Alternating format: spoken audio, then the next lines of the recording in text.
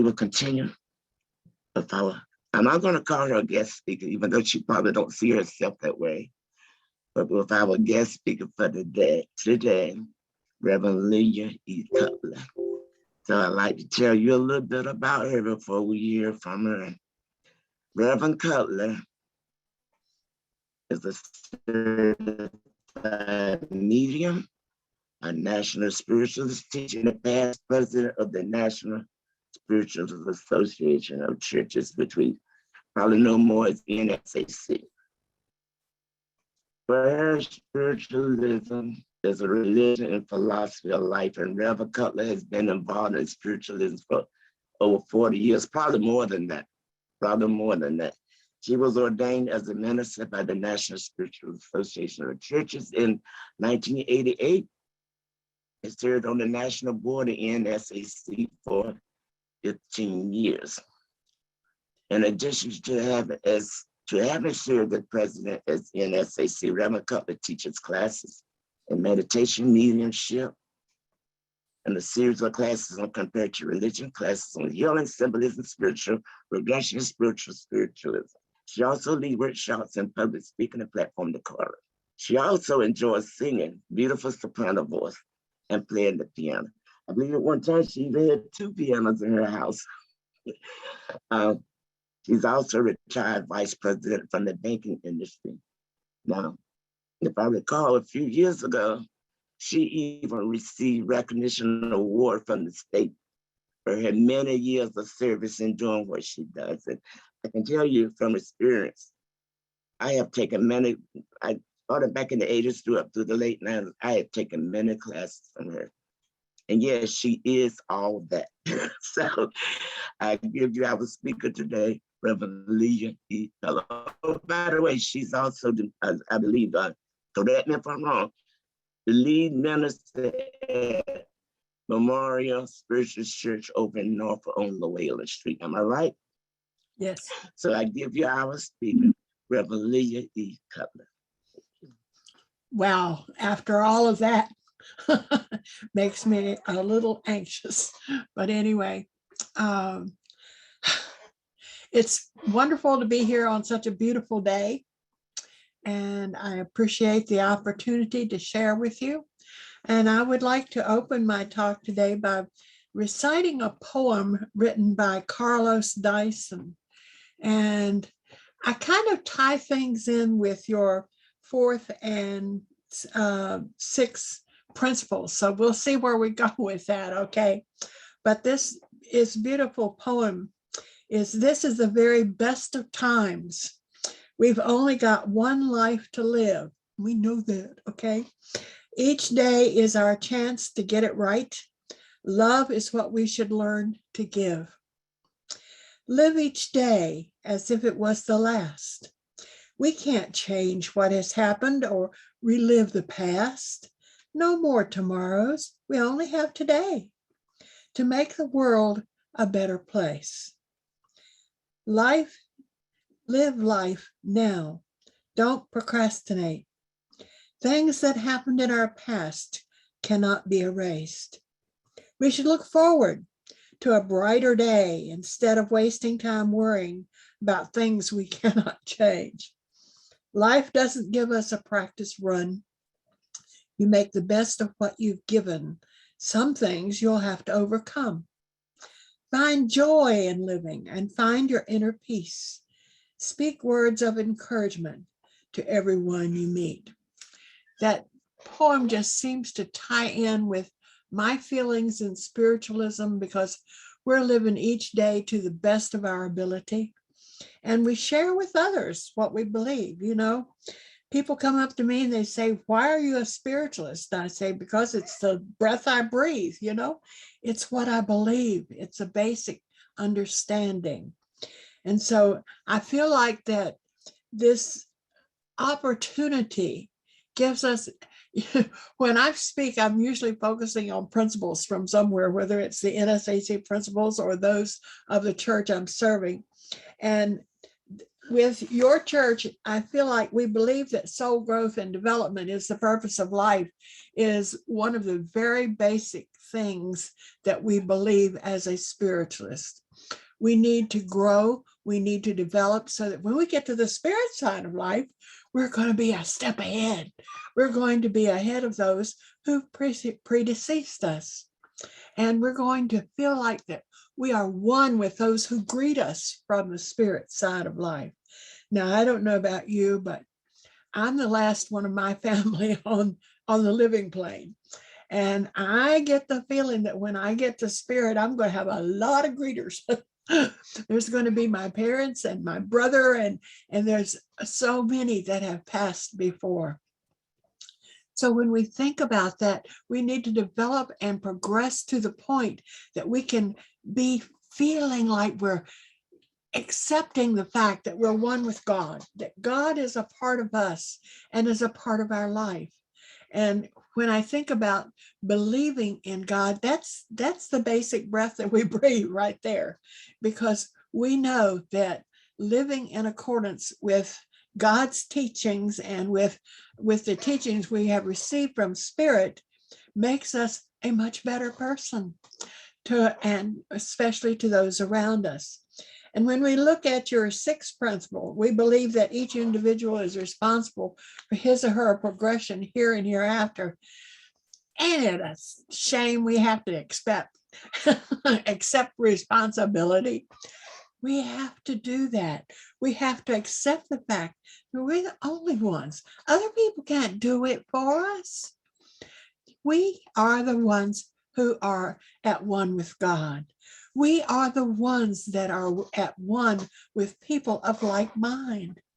And when we study the history and we look at all of those forebears and those wonderful people who've gone before and have left lessons for us to learn, it makes us think about where we're headed and what we can do and how we can cherish this wonderful energy that we have received.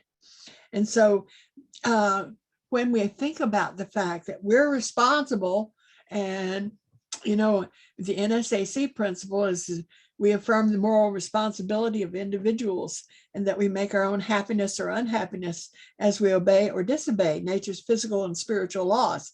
And I always say when I'm talking about that one, we have to know what the spiritual laws are, So if you had a chance to study natural law, and just accept it and make it part of your life. Natural law is something that we grow with and we understand as we interact with other people of like mind. Someone asked me if I had my lecture, ready and in front of me, and I thought, I don't know. I speak inspirationally. And so I'm accepting the fact that Spirit is helping me. And I did in the meditation, I kind of attune with my teachers and say, let me say what's needed to be heard. Let me be a channel for the highest good. And that's, when I have my little chat with God at night, and that's what I call it when I have my prayer session, is that I'm always asking for the higher and greatest good. Let me do something that is helpful. Let me do something that is inspiring. Let me do something that will tell the facts of life the way I believe them, maybe. Okay. But in order to understand this, we have to know what those natural laws are. Wow. Now I teach a course called Natural Law, but I'm not going to sit here and do that today. I'm going to talk about 2 or 3 natural laws that I think are important in our lives as we're interacting one with the other, because we have that law of attraction. What does that do for us? That law of attraction attracts the spirits who are willing to come in and work with us and through us to help others. As we interact with the world around us, we feel the spirit energy as it comes in. Now, all of us have spirit teachers and all of us have spirit loved ones that can do that. We may not recognize them all. I've had friends who've only had like one spirit guide that they ever worked with, and my friend Shirley Kitchell, when she was on the earth plane, she only worked with her one guide. And when I think about that, I have this long list, and I believe that we come in with about 7, okay?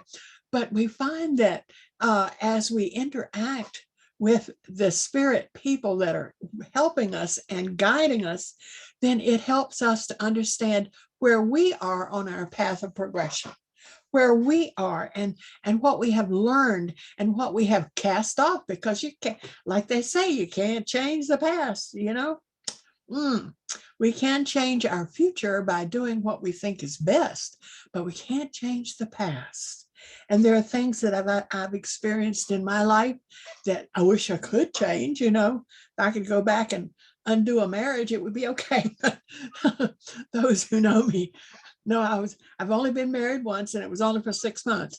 And so we find out that sometimes the choices we make in life help us to grow as we grow from those experiences. And it helps us to be a friend to people around us. When you're walking down the street and you see someone and you just kind of smile at them and they smile back, it's an interaction. That's part of that law of attraction. And as we work with the law of attraction, we're attracting that which is for our greater good.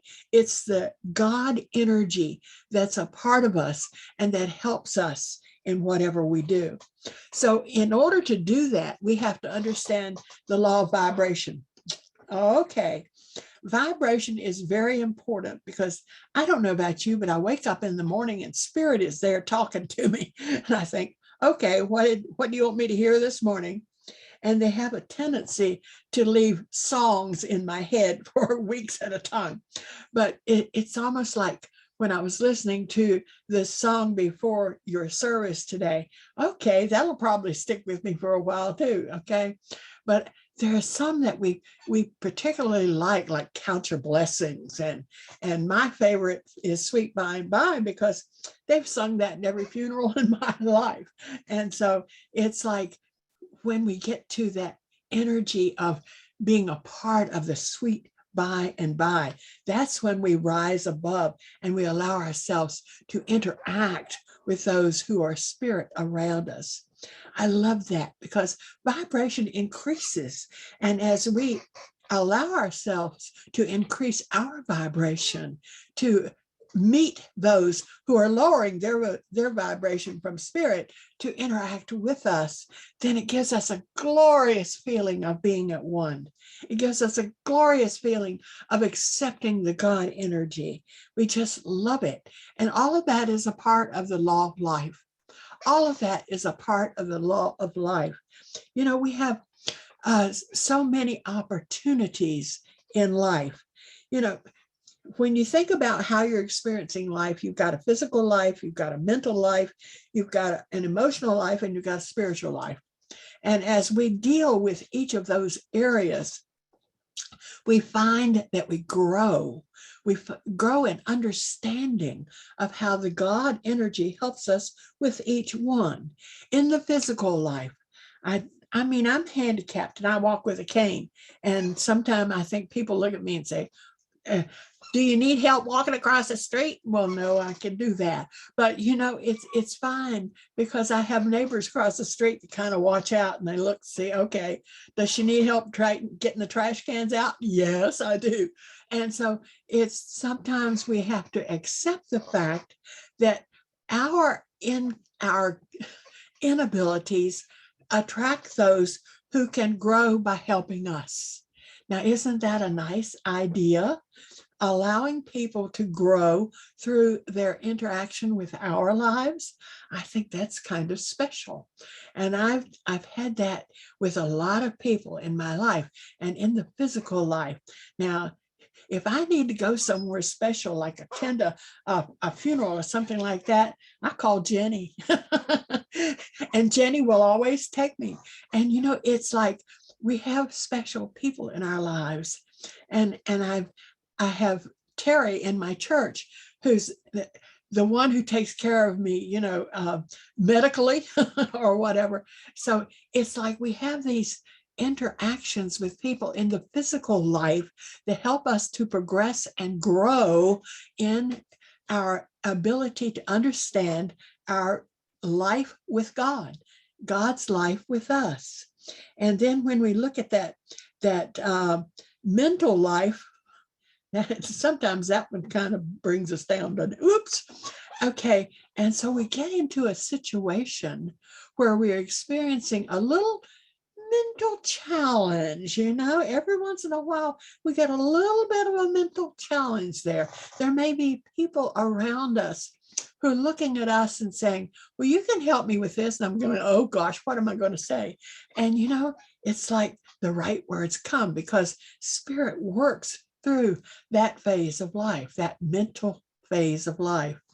And I think that's part of what happens when I wake up in the morning and Spirit is there talking to me, or they're singing in my ear or something of the kind. And have you ever had someone on the Spirit side of life come in and talk to you in their voice? My mother came in one morning and called me by the name that she called me. She always used both names, Lee Estelle.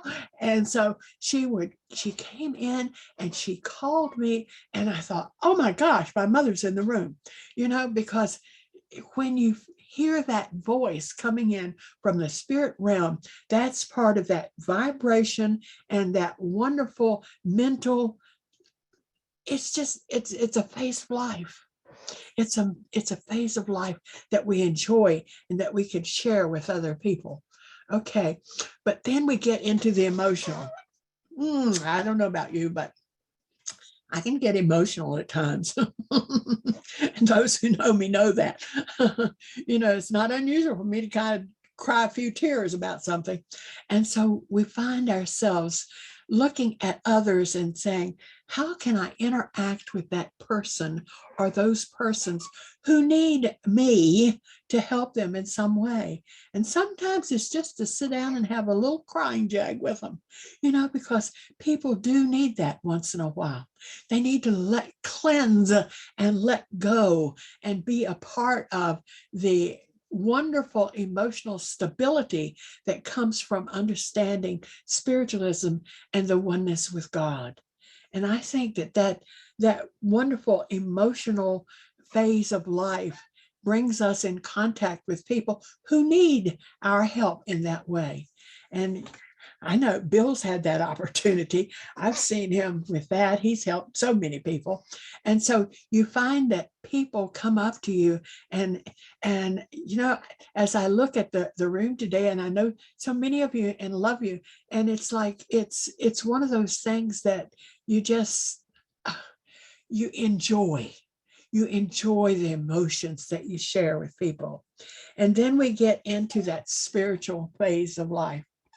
Now, back in 1969, I'm old, okay.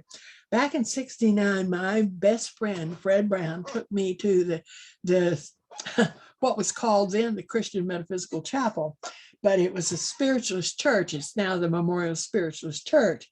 We went back to the original name, okay. But when he took me there and I read the principles, I fell in love with it. And I've never left. We find ourselves with our spiritual phase of life saying, this is something that feels good to me. It's something I can live. It's something that I can enjoy. Because when I read that principle that I believed in infinite intelligence, that I believed in God, and that was so important to me compared to what I had been exposed to in my Baptist upbringing. Whoops, okay. But we find that something is more comfortable as we find out the truth for us, the truth that resides with us. And that spiritual phase of life grows as we grow and as we are exposed to the wonderful teachings of the religion that we have and that we have found and we have chosen and we enjoy. So when someone walks up to you and they ask you, why are you a spiritualist? Do you have an answer? Do you have an answer? Yes, my answer is still, it's the breath of life for me. But we find out that it releases some of the inhibitions that we had before we found spiritualism. We know that we can live our lives individually, joint with God, okay, and to the best of our ability, and accepting all those spiritual teachers and guides that come to us and help us to grow in that way. And it's a daily opportunity. It's something we enjoy in a daily way. So I appreciate the opportunity to share with you today, and I hope that you feel the same way. Spiritualism is a breath of life for you. Thank you.